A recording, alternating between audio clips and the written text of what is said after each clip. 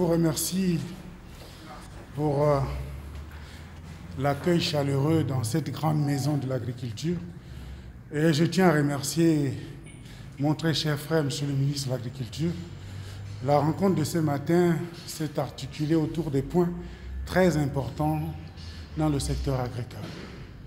Nous avions fait le tour d'horizon des projets en cours, mais surtout dans le cadre normatif qui régit l'activité agricole au Gabon.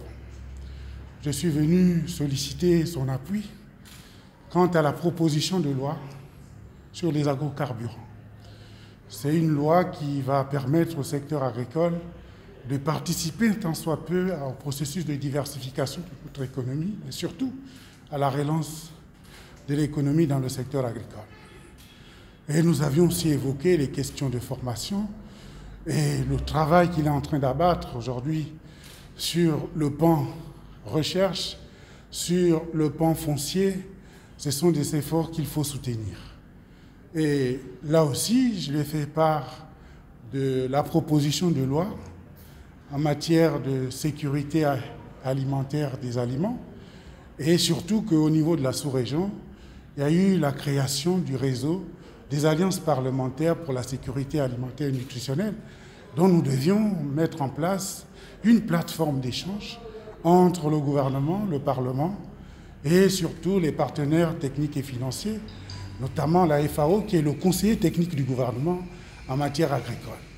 Et donc je retiens ici, lors de cet échange, la mise en place d'une plateforme désormais très conviviale avec le ministre de l'Agriculture pour qu'ensemble, lui qui porte la politique publique en matière de sécurité alimentaire et nutritionnelle et garantir aussi la production, et de l'autre côté, le Parlement qui doit accompagner le mouvement, mais un mouvement pour garantir cette sécurité alimentaire et nutritionnelle dans notre pays. Donc, c'est des échanges très fructueux. Il a fait un travail très remarquable parce que l'agriculture, c'est d'abord la terre. Et aujourd'hui, les efforts qu'il est en train de déployer pour que les agriculteurs disposent de la terre à travers les titres fonciers, le foncier agricole qui était un problème, il est en train de trouver des solutions sur le foncier agricole. Et je l'encourage à poursuivre cet élan. Et l'autre aspect aussi important, la relance de l'économie ne peut se faire sans le secteur agricole. Donc, c'est un point d'honneur aujourd'hui. J'encourage le ministre de l'Agriculture à poursuivre effectivement toutes les actions en cours.